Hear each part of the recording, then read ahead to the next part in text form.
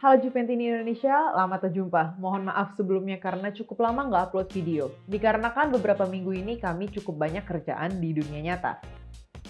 Oke, langsung saja kita membahas Juventus.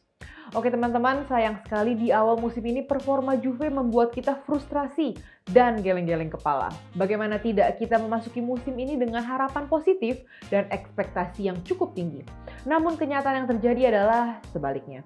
Juventus terlihat cukup kesulitan menampilkan performa terbaik mereka. Hasilnya adalah dalam 6 laga awal, Juve hanya berhasil meraih 1 kemenangan di atas lapangan, 3 kali seri dan 1 kali kekalahan saat melawan Barca kemarin. Perpaduan antara ekspektasi yang tinggi, background 9 kali juara dan kenyataan yang terjadi di lapangan saat ini cukup untuk memecah kubu fans Juventus. Ada kubu yang negatif, ada kubu yang positif. Mari kita bicara sedikit argumen dari masing-masing kubu.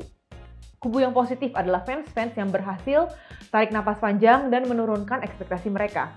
Mereka menyadari bahwa memang di atas kertas Juventus memiliki nama-nama pemain yang mumpuni dan bertalenta. Tetapi hampir setengah dari starter diisi oleh pemain baru ataupun yang belum cukup lama membela Juventus. Dan kebanyakan mereka adalah pemain muda yang belum punya banyak pengalaman. Bermain di dunia nyata tentu berbeda dengan bermain di PS atau FIFA. Mungkin kita dapat melibas banyak lawan saat memainkan Juve dengan materi pemain yang ada sekarang saat bermain FIFA. Tetapi di dunia nyata, nyatanya tidaklah demikian. Pemain butuh waktu untuk adaptasi dengan pelatih yang baru, pemain baru butuh waktu untuk adaptasi dengan lingkungan yang baru dan kompetisi yang baru. Dan faktor-faktor seperti COVID, singkatnya preseason dan juga cedera pada beberapa pemain inti tidaklah membantu sama sekali. Orang-orang yang positif ini pun berpijak pada pandangan mereka yang melihat bahwa ada kemajuan positif dari segi permainan bila dibandingkan dengan saat dilatih oleh Maurizio Sarri. Paling tidak setengah musim terakhir Sarri. Juve terlihat jauh lebih direct dan lebih cepat baik dari operan dan juga build up. Hal ini membuat permainan Juve terlihat lebih seru di mata bila dibandingkan dengan saat dilatih Sarri dan Allegri di musim terakhirnya yang terlihat membosankan. Beberapa pemain pun terlihat seperti terlahir kembali, contohnya Danilo dan Morata. Alhasil fans-fans yang tetap positif ini lebih santai dalam menikmati setiap proses yang sedang dijalani Juve saat ini. Mereka juga kesal akan kekalahan, tetapi paling tidak sampai berdarah-darah. Dan ternyata sampai hari ini jajaran manajemen Juve juga berada di kubu positif ini. Ya, asal jangan sampai berlarut-larut positif yang bisa berakibat fatal sama seperti yang terjadi di Manchester United ya guys. Nah, kubu selanjutnya adalah kubu negatif. Kubu ini isinya adalah fans-fans yang masih sulit untuk menurunkan ekspektasi mereka.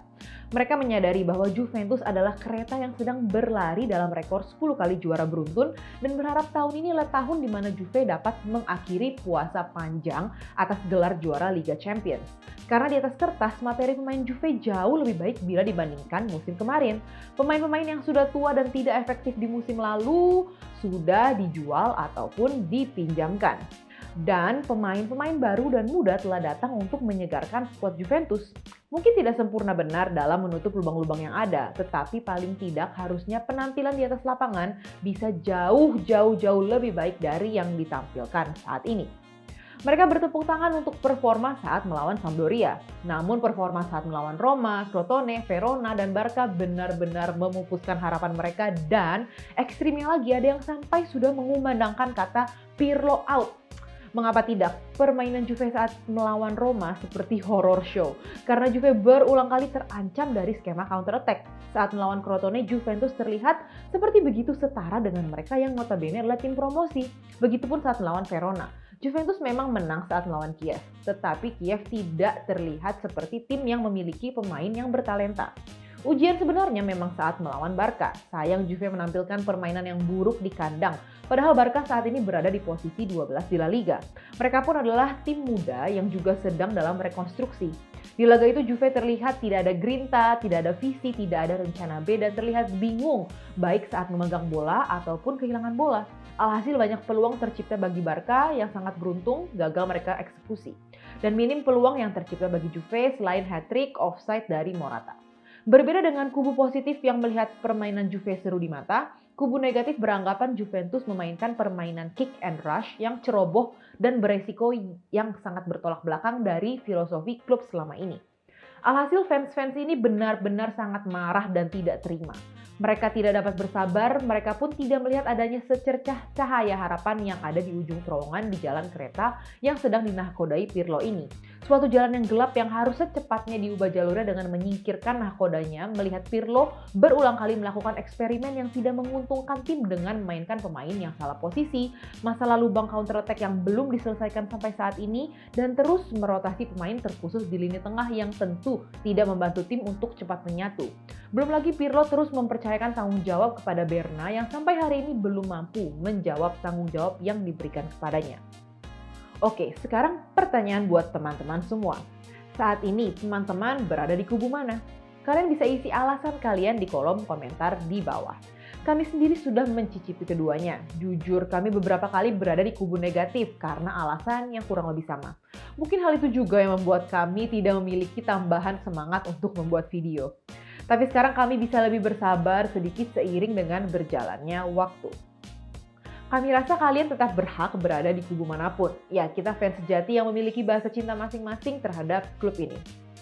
Untuk Juve, kami berharap Pirlo bisa segera beradaptasi dengan pemainnya dan sebaliknya. Dan tentu setiap pemain yang cedera bisa cepat pulih agar Pirlo mempunyai lebih banyak pemain yang dapat ia andalkan. Di depan ada Spezia, salah satu tim promosi yang saat ini nangkring di posisi ke-14. Kami jujur tidak dapat memprediksi apa yang akan terjadi. Karena melawan Crotone dan Verona, Juve sama sekali terlihat setara dengan mereka. Sedih memang, tetapi harusnya harga mati buat Pirlo dan seluruh pemain Juve untuk memenangi laga nanti, menyadari hasil buruk akhir-akhir ini. Kami sungguh berharap Pirlo bisa cepat beradaptasi dan belajar dari kesalahan-kesalahannya dari laga sebelumnya. Oke guys, sebelum mengakhiri video ini, kami mau minta pendapat kalian tentang rencana kami melakukan YouTube live streaming untuk membahas Juve dengan Juventini lain. Apakah ide ini ide yang menarik? Kalian bisa kasih pendapat kalian di bawah ini ya. Jangan lupa sampai jumpa di video selanjutnya, tetap Forza Juve.